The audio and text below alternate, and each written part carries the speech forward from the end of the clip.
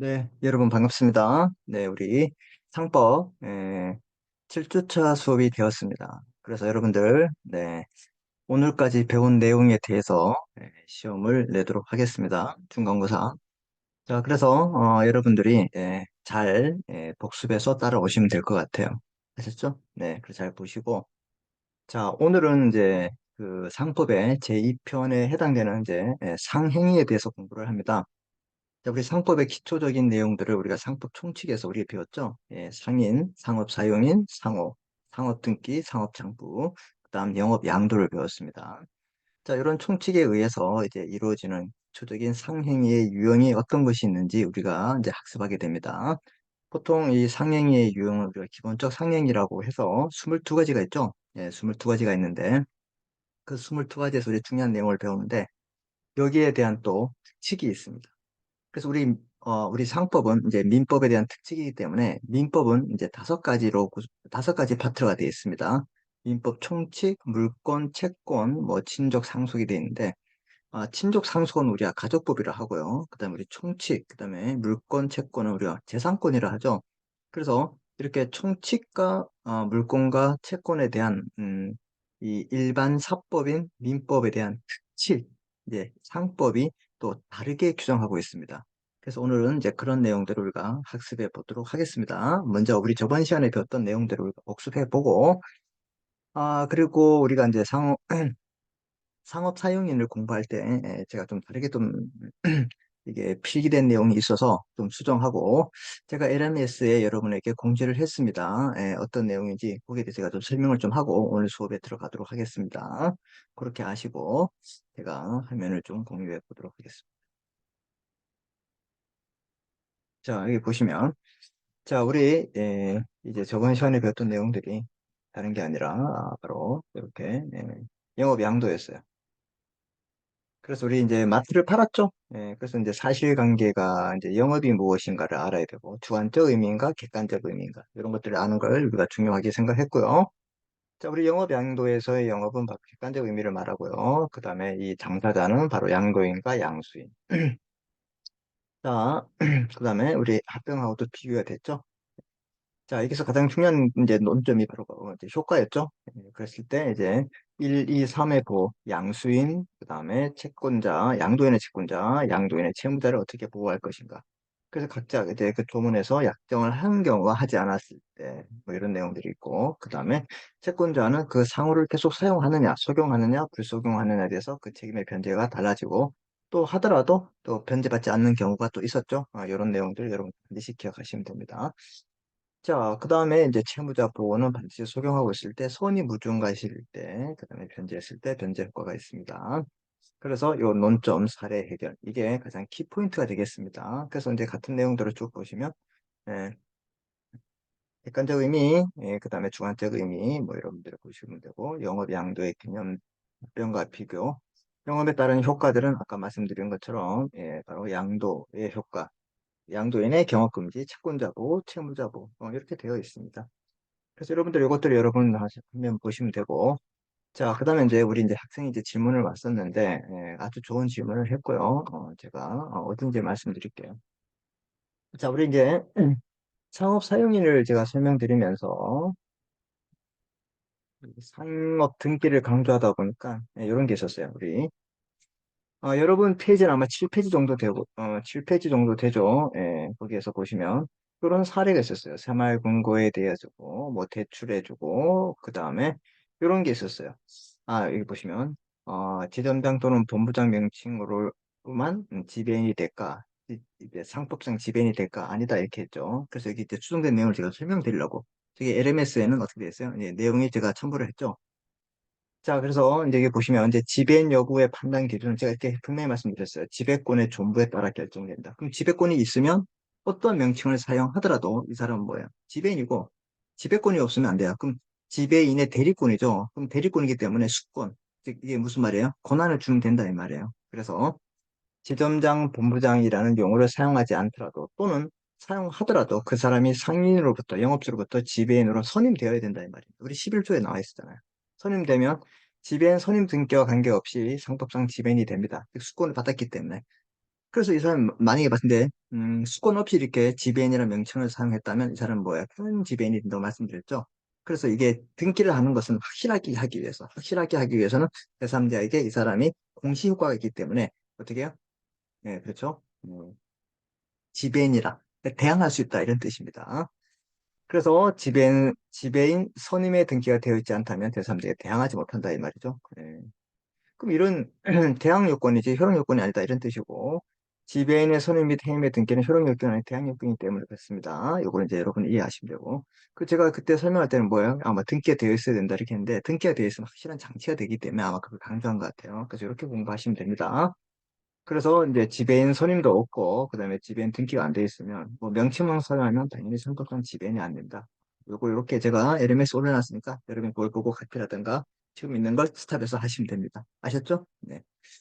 자, 그래 이렇게 질문해 주신 학생에게는 진짜 아주 너무 잘하고 있다. 그렇게 칭찬의 말씀을 드리고 싶습니다. 네. 자, 그 다음에 이렇게 질문하는 걸 좋아해요. 잘 하시고 자, 그럼 오늘 이제 본론으로 들어가서 수업을 해보도록 하겠습니다. 자, 오늘은 이제 이 상행위에 대한 특칙에 대해서 이제 상행위를 배웁니다. 그래서 저희 상법 총론을 이렇게 보시면 우리 상법 총칙은 강행 규정이에요. 강행 규정은 반드시 지켜야 한다 이런 뜻이죠. 그래서 기업의 주체 누가 상인, 영업주를 말하고 있어요. 그 당연 상인이냐, 의제 상인이냐. 상인은 언제부터 될 것인가. 그럼 미성년자 상인이 됐을 때 이 영업 능력이 있냐 없다. 그러면 법정 대리인이 등기를 한다. 미성년자도 등기한다. 근데 특정한 영업에 대해서 이런 부분은 어떻게 혼자 할 수 있다고 등기를 하면 그것은 거기에서는 어떻게 되는 거예요? 동의 없이 할 수 있는 거죠. 자, 그다음에 기업 경영의 보조자, 상업 사용인, 지배인, 국고사, 물판사. 누군지 아시죠? 자, 이런 사람들은 종속돼 있어요. 독립된 상인이 아니다. 이런 걸 여러분이 꼭 기억하셔야 되죠. 이런 분들은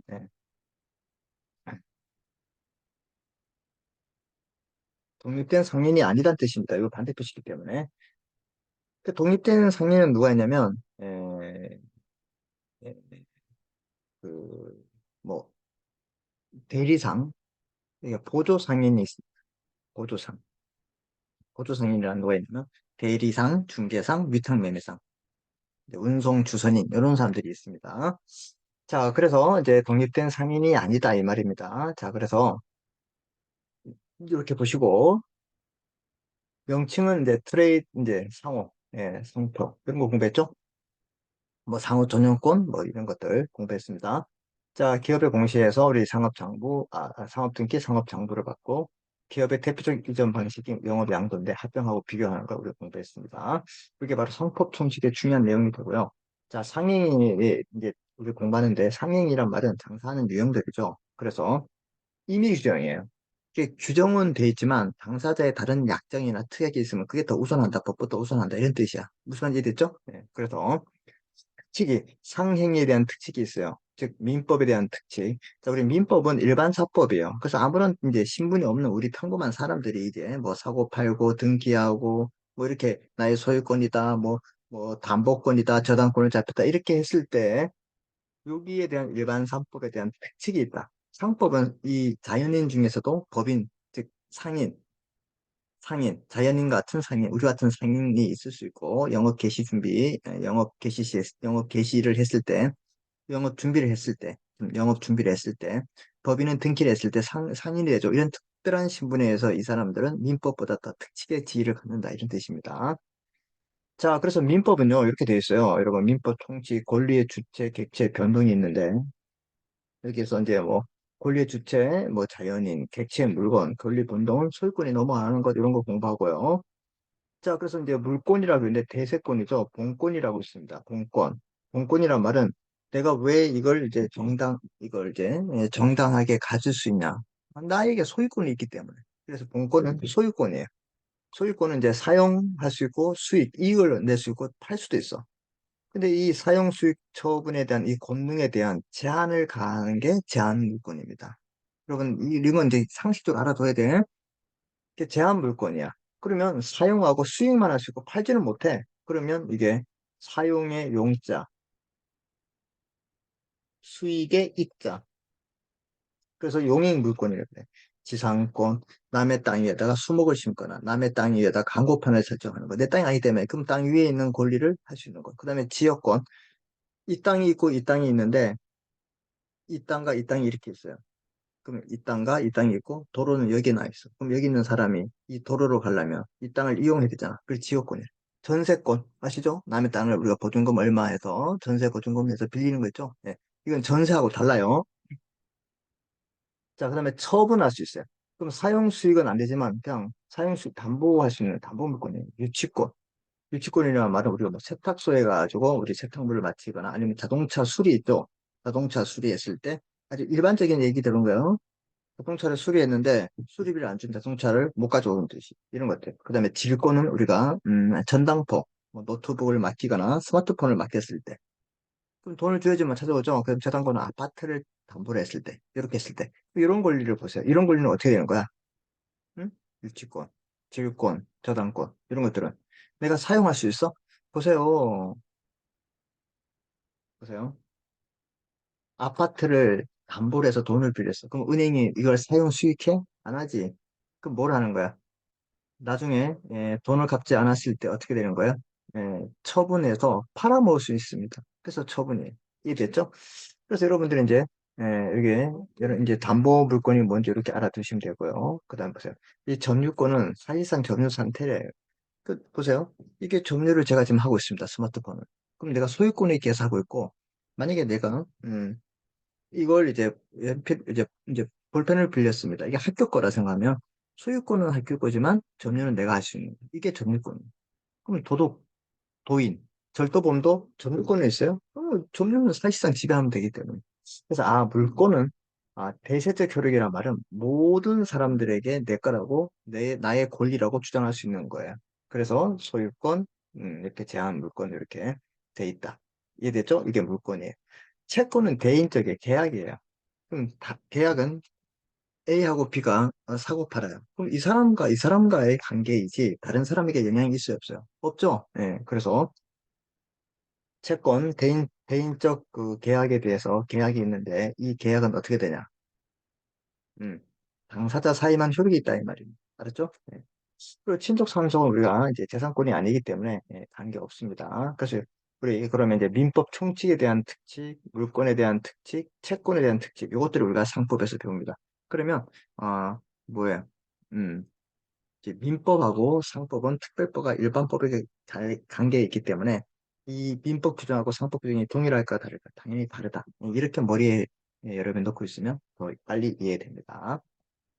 자, 그 다음에 이제 우리가 이제 이 특칙을 공부하면 이제 기본적으로 기본적 상행위가 있습니다. 46조에 22가지가 있어요. 그럼 기본적이 아니면 우리는 준상행위랍니다. 우리 또 회원도 정회원 있고 준회원 있죠. 이렇게 돼 있어요. 그럼 여기 뭐가 있냐면 이제 상사매매가 있어요. 상사매매. 이게 상인간 매매이고 매도인을 보호합니다. 파는 사람을 보호해. 왜 그럴까? 이 상거래가 수시로 이렇게 거래되기 때문에 얘한테 팔았는데 얘가 아무 대대가 없어. 그럼 얘는 어떻게 해요? 음, 얘도 또 팔아야 돼. 또 팔고. 그래서 우리 매수인을 보호하는 게 아니라 민법은 매수인을 보호하지만 얘는 매도인을 보호하는 거. 꼭 기억하고요. 그러면 특수한 계약이 있어요. 상호계산. 상호계산을 우리가 민법에서는 이걸 상계라 합니다. 상계. 상계. 상계가 뭐야? 상호계산 상계? 그렇지. 서로서로 계산하는 거죠. 어떻게 계산하는 거야? 네, 맞습니다. 얘가 얘에게 받을 돈이 있고 얘가 받을 게 서로 퉁쳐서 없어지는 걸 상계라죠. 익명조합이야. 익명조합이란 말은 이름을 숨기는 거야. 얘가 장사를 너무 잘해. 근데 얘가 투자를 하고 싶은데 내 이름을 밝히면 얘가 안 받아줄 거야. 그래서 이름을 숨기고 하고 얘가 영업을 해서 수익이 나면 얘한테 주는 거. 이해됐죠? 그럼 합자조합이라고 있습니다. 합자 회사하고 똑같은데요. 여기도 이제 어떤 조합, 공동사업체를 만들면 여기에서 어떻게 해요? 어, 그 거래하는 채권자가 있을 거 아니에요. 그 사람들에게 책임을 끝까지 지는 무한 사원이 조합원이 있고 그다음에 책임을 덜 지는 그런 조합원도 있겠죠. 이렇게 조합원이 이원화되어 있는 거 그런 경우가 있습니다. 그래서 상사 매매와 그다음에 이 특수한 계약을 우리가 공부를 하고요. 보조 상인입니다. 보조 상인인데 대리상, 중개상, 위탁매매상, 운송 주소인 이런 거에 대해서 우리가 공부를 합니다. 예. 그 얘들은 이제 상인이에요, 상인이 아니에요. 얘들은 상인이에요. 상인을 도와주는 거예요. 쉽게 말해서 떻게 했냐면 우리 SK 대리점 생각하면 본사는 서울에 있죠. 그다음에 전국에 다 지점이나 대리점이 있습니다. 있어요? 걔들이 똑같은 SK 대리점 쓰고 있잖아요. 그럼 걔들은 상인이야, 상인이 아니야? 상인이지, 별도의 상인이지만 종속돼 있어요. 그래서 이거랑 다르죠. 이렇게 상업 사용인하고는 다르다 이 말입니다. 이해되셨나요? 네, 좋습니다. 자, 보세요. 그러면 상사 매매 배우고 보조사항 배우고 그다음에 운송업. 이제 운송업은 이제 물건이나 여객 운송을 배우고 공중 접객업, 서점, 식당, 식당, 여관 등등 이런 것을 배웁니다.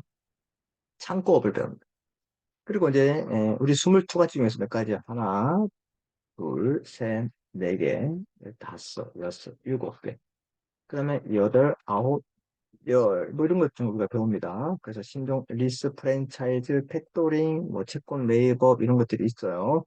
그래서 이 신종상행이란 말은 어떻게 새로운 이제 22가지 유행들 위에 또 중요한 것들이 있죠. 이것들을 이렇게 새롭게 발견해서 상행이라고 있는 거다 이 말입니다. 뭐 리스 같은 거 아시죠? 우리가 이제 뭐 그 의료인들이 이제 뭐 자기 개인 병원을 하면 시설 기기가 되게 비싸잖아요. 그죠? 그래서 빌려 쓰는 거 리스라고 하고 있죠. 그다음에 프랜차이즈는 뭐 우리가 뭐 CU 이런 것들 아시죠? 채권 매입업은 이제 뭐냐면 이런 거죠.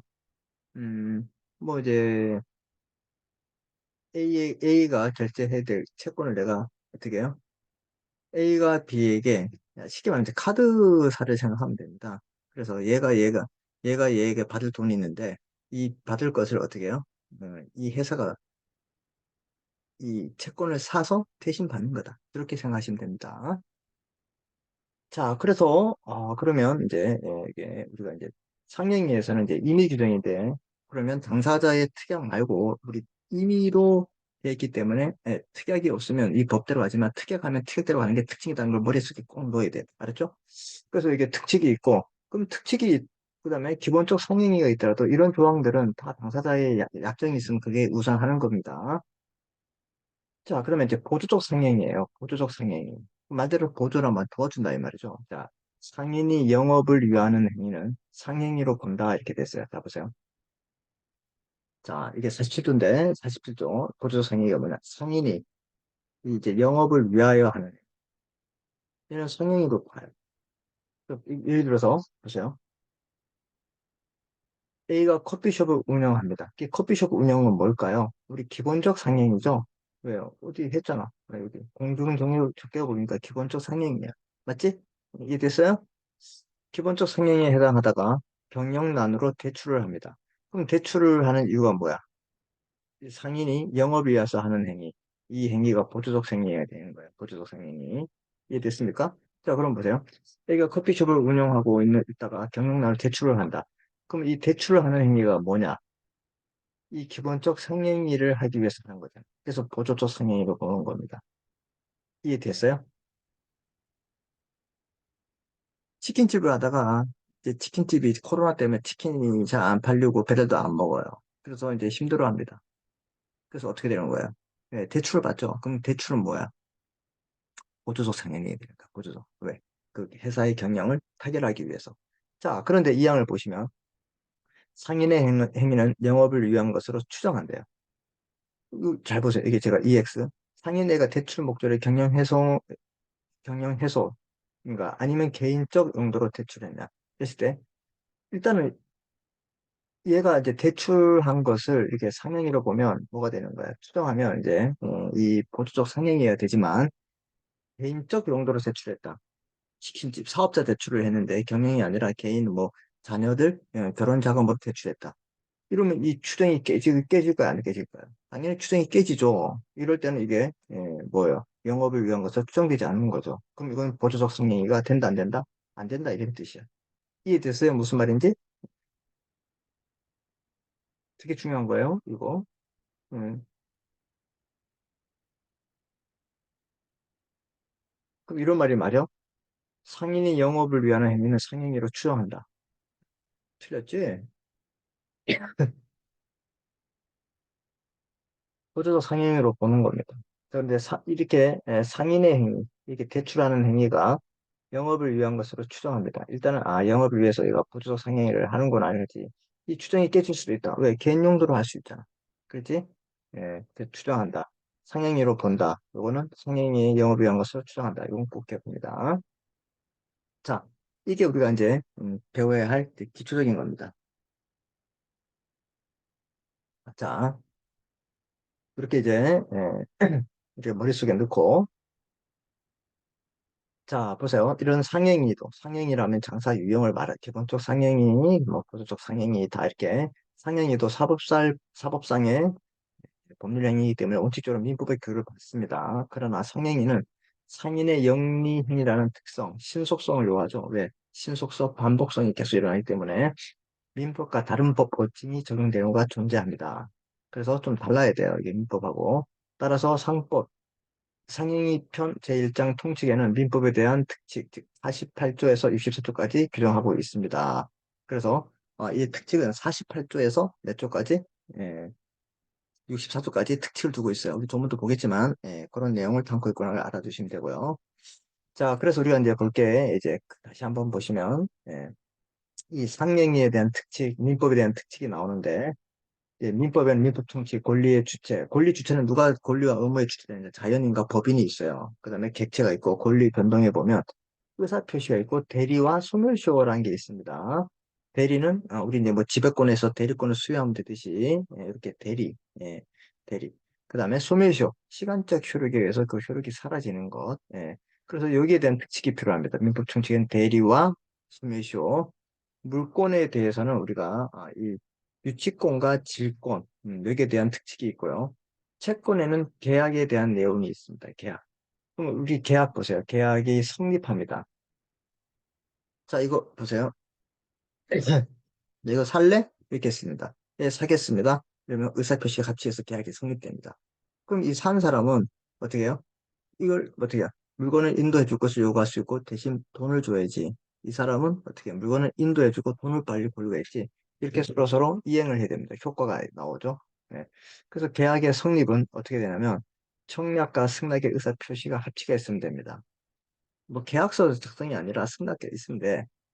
그럼 계약은 우리가 이제 민법에는 15개가 있어. 뭐 매매, 교환, 증여, 사용대차, 임대차, 소비대차, 위임, 임치, 고용 뭐 이렇게 쭉쭉 있어요. 이런 것들은 이제 틀에 박혀있지만 보통 이것은 이제 전환계약 틀에 박혀 있다. 근데 보통 우리가 식당에 가더라도 어떻게 해요? 혼합계약이에요. 뭐 도구 일을 시키죠, 임치 의자를 빌리죠. 그다음에 뭐 되는 거야? 자리를 빌리죠. 임대차 계약 이렇게 혼합되어 있어요. 그렇지만 이제 이런 전환계약으로 되어 있어요. 그래서 이제 특칙을 공부할 때 민법 총칙에 대해서는 대리와 소멸시효에 대한 내용을 공부할 거고 물권은 유치권과 질권에 대한 내용을 하고 채권은 계약에 대한 내용들을 한다. 이제 이렇게 여러분이 일단은 이제 머릿속에 딱 넣으시고 가족법과는 우리가 관계없다 이 말입니다. 왜? 재산권이 아니기 때문에 그렇다 이 말입니다. 자, 그래서 이제 먼저 우리 이제 민법 총칙에 대해서 제가 아까 말씀드렸죠. 대리하고 소멸시효에 대한 내용들을 우리가 공부할 겁니다. 대리하고 이제 소멸시효. 그다음 이제 물권에 대해서는 아까 유치권하고 이제 뭐 질권에 관한 내용을 한다 그랬죠. 네. 그다음에 이제 채권에서는 계약의 성립이라고 말씀드렸죠. 그래서 이런 것들 채무 이행의 장소 이런 것들을 공부하고 공부하면 이제 조문을 이렇게 볼 겁니다, 여러분.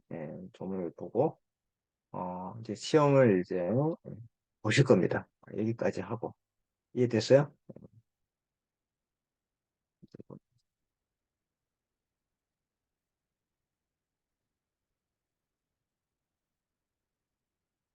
음.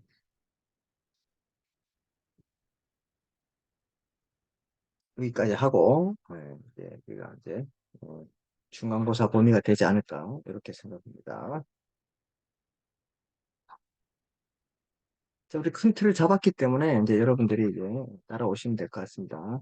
자, 그럼 이제 민법 총칙에 대한 특칙으로 우리가 들어가서 이제 비현명주의가 있는데 이런 것들은 이제 어떤 내용인지 한번 제가 이렇게 여기 사례가 있습니다. 자, 민법의 대리는 반드시 현명주의예요. 현명. 이름을 나타낸다. 그래서 A의 대리인 B 이렇게 했을 때, B가 누구라고요? 대리인이야. 누구의 대리냐? A의 대리. 그러면 A의 대리는 어떻게 되는 거야? 예, 이렇게 수권이 있어야 한다 이 말이죠. 수권. 무슨 말인지 아시겠죠? 상법의 대리는 비현명주의예요. 늘 걔가 이제 어떻게 대리권을 받아놓고 내가 뭐 누구라고 말 안 해도 된다 이 말입니다. 근데 왜 바쁜데 뭘 받아? 그래서 이런 거죠. A하고 B하고 이게 무슨 관계가 있냐면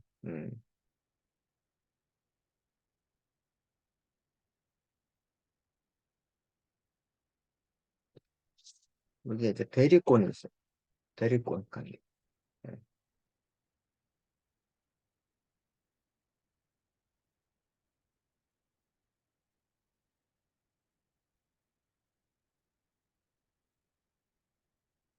그다음에 얘하고는 대리 행위를 하는 대리 행위. 그다음에 A하고 B는 대리 효과가 이렇게 발생됩니다.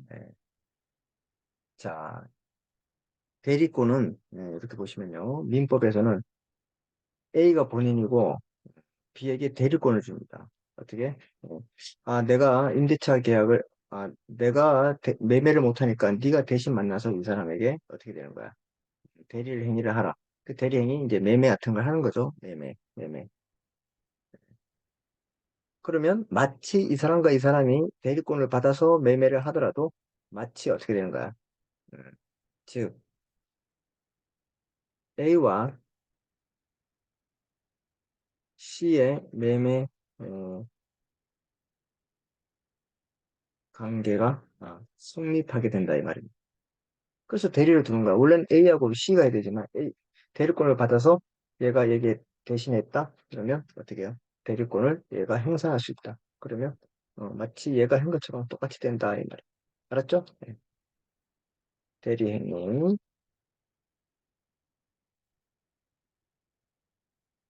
음. 자, 그럼 보세요. 민법에는 그럼 보세요. 이제 C가 B에게 물어요. 음. 너 누구야? 이렇게 물었을 때 얘가 반드시 나는 이제 B의 대리인, 아니 A의 대리인 B다. 이렇게 해서 자기가 누군지 나타낸다. 이걸 현명주의라 한다. 이게 민법이에요. 근데 상법은 그럴 필요 없다 이 말입니다. 비현명이라는 말은 그럴 필요 없다. 무슨 말인지 아셨죠? 네. 여기까지 여러분 딱 이제 머리에 놓고 우리 좀 블랙을 했다가 우리 두 번째 타임에서 다시 한번 자세히 한번 공부해 보도록 하겠습니다.